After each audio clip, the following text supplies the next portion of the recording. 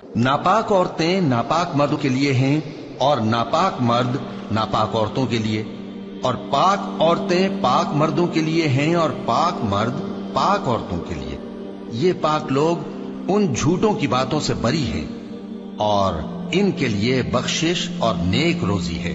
मोमिनो, अपने घरों के सिवा दूसरे लोगों के घरों में घर वालों से इजाजत लिए और उनको सलाम किए बगैर दाखिल न हुआ करो।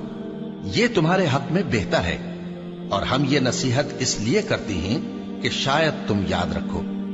फिर अगर तुम घर में किसी को मौजूद ना पाओ तो जब तक तुमको इजाजत न दी जाए उसमें मत दाखिल हो, और अगर ये कहा जाए कि इस वक्त लौट जाओ तो लौट जाया करो।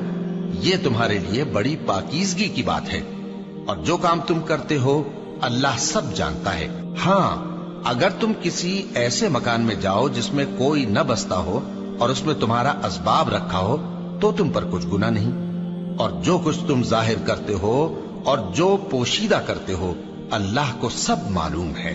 मोमिन मर्दों से कह दो कि अपनी नजरें नीची रखा करें और अपनी शर्मगाहों की हिफाजत किया करें। ये उनके लिए बड़ी पाकीज़गी की बात है, और जो काम ये करते हैं अल्लाह उनसे खबरदार है। और मोमिन औरतों से कह दो कि वो भी अपनी निगाहें नीची रखा करें और अपनी शर्मगाहों की हिफाजत किया करें, और अपनी आराइश यानी जेवर के मकामात को जाहिर न होने दिया करें मगर जो उसमें से खुला रहता हो, और अपने सीनों पर ओढ़नियां ओढ़े रहा करें, और अपने खाविंद और बाप और खुसर और बेटों और खाविंद के बेटों और भाइयों और भतीजों और भांजों और अपनी जैसी मोमिन औरतों और लौंडी गुलामों के सिवा नीज उन खुद्दाम के जो औरतों की ख्वाहिश न रखें, या ऐसे लड़कों के जो औरतों के पर्दे की चीजों से वाकिफ न हों।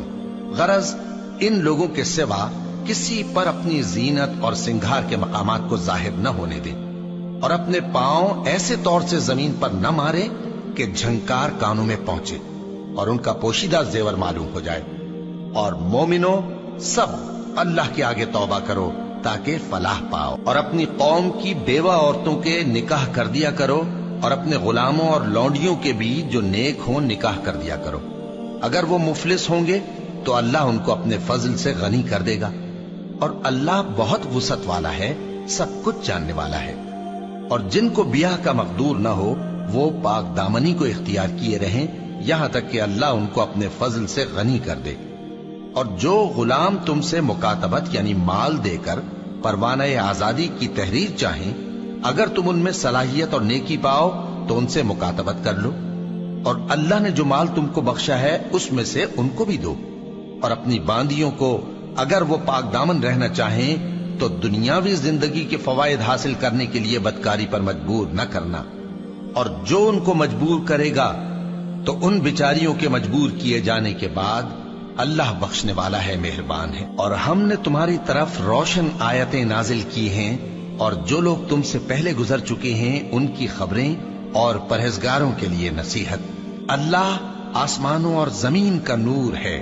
उसके नूर की मिसाल ऐसी है कि गोया एक ताक है जिसमें एक चराग है, और चराग एक किंदील में है, और किंदील ऐसी साफ शफाफ है कि गोया मोती का सा चमकता हुआ तारा है। उसमें एक मुबारक दरख्त का तेल जलाया जाता है यानी जैतून का, कि न मशरिक की तरफ है न मगरिब की तरफ। ऐसा मालूम होता है कि उसका तेल खाह आग उसे न भी छुए जलने को